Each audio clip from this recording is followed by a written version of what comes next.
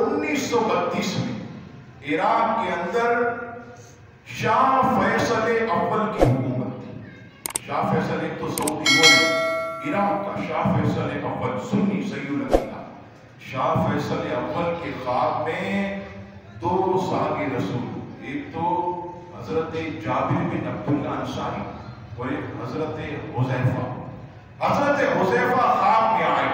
دیکھیے کمال کی بات، حضرت حذیفہ رضی اللہ تعالیٰ عنہ 1400 سال کے بعد خواب میں آئے شاہ فیصل اول کے اور کہنے لگے اے شاہ فیصل، ہماری جو قبر ہے یہ دریائے دجلہ کے کنارے پر ہے اور دریائے دجلہ کا پانی ہماری قبر کے اندر آنا شروع ہو گیا. تو جلد آ اور ہمیں ہمارے جسم کو قبر سے نکال تاکہ یہ پانی سے ہماری قبر نہ بھر جائے، محفوظ رہے. اب شاہ فیصل کام میں لگ گیا. دوسری رات سویا، پھر دوبارہ صحابی رسول حضرت حذیفہ رضی اللہ تعالیٰ عنہ خواب میں آئے. کہا شاہ فیصل، ہماری قبر میں پانی آ رہا، تو ہمارے جسم کو منتقل کر، ہمیں تکلیف ہو رہی ہے. شاہ فیصل اول جو ہے وہ پھر بھول گیا. پھر حضرت حذیفہ رضی اللہ تعالیٰ عنہ مفتی اعظم عراق کے خواب میں تشریف لائے. وہ کہنے لگے مفتی صاحب، ہمارے جسم کو آپ محفوظ مقامات پر لے جائیے. حضرت حذیفہ رضی اللہ تعالیٰ عنہ فرماتے ہیں کہ ہماری قبر میں دریائے دجلہ کا پانی آ رہا، ہمارے جسم کو نکالیے.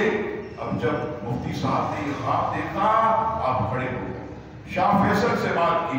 شاہ فیصل نے کہا میں نے بھی یہ خواب دیکھا، میں تو بھول گیا. پھر سارے لوگوں کو جمع کیا اور شاہ فیصل نے کہا مفتی صاحب آپ فتویٰ دیجئے، آپ جو ہے وہ تحریری فتویٰ دیجئے کہ ہم ان دونوں صحابہ حضرت حذیفہ بن یمان اور حضرت جابر بن عبداللہ انصاری دونوں کے جسم کو ہم قبر کے اندر سے نکال کر کسی محفوظ مقام پر دوبارہ دفن کر دیں. اب مفتی صاحب نے فتویٰ لکھا اور یہ فتویٰ اللہ اکبر سب نے سر جوڑ کر بیٹھا کہ ایسے نہیں 2-4 آدمی، بلکہ دنیا کے سامنے ان کی قبروں کو کھودا جائے گا، کھولا جائے گا تاکہ دنیا پر یہ واضح ہو جائے کہ مصطفیٰ کے صحابہ آج بھی قبر میں زندہ.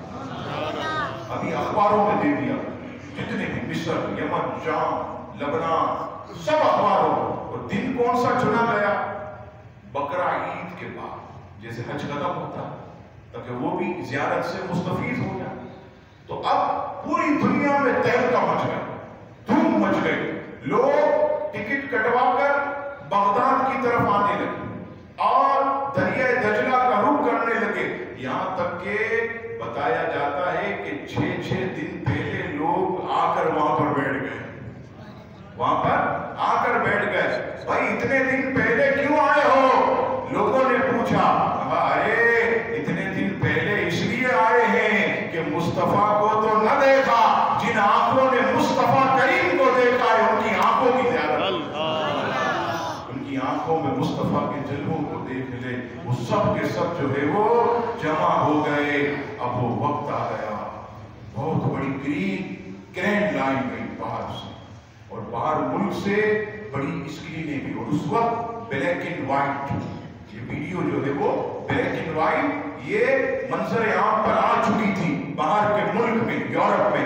وہاں سے بڑے بڑے کیمرے منگوائے گئے، کہا ریکارڈنگ کریں گے، کیسٹیں بنائیں گے ویڈیو اور اسکرینیں لگائیں گے. آپ جانتے ہیں ارے دیکھتے دیکھتے 1000-2000 نہیں لاکھوں آدمی جمع ہو گئے.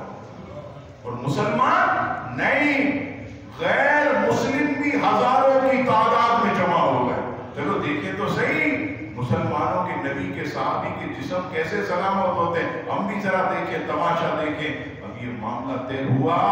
اب وہ دن آ گیا، سارے لوگ جمع ہیں. کرینیں جو ہے وہ چلنا شروع ہوئی. جیسے ہی حضرت حذیفہ رضی اللہ تعالیٰ عنہ کی قبر مبارک کو جو ہے وہ کھولا گیا، خدا کی قسم کالی داڑھی اور آنکھوں میں ایسی چمک جیسے زندہ آدمی کی آنکھوں میں. اور صرف جسم نہیں، 1400 سال کے بعد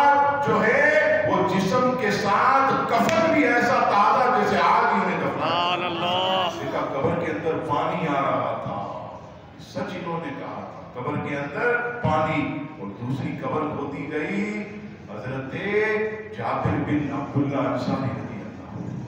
جب ان کی قبر کھودی گئی تو سفید داڑھی مبارک، ریش مبارک سفید، نورانی چہرہ، اور ان کی آنکھوں میں بھی ایسی چمک جیسے زندہ آدمی کی آنکھوں۔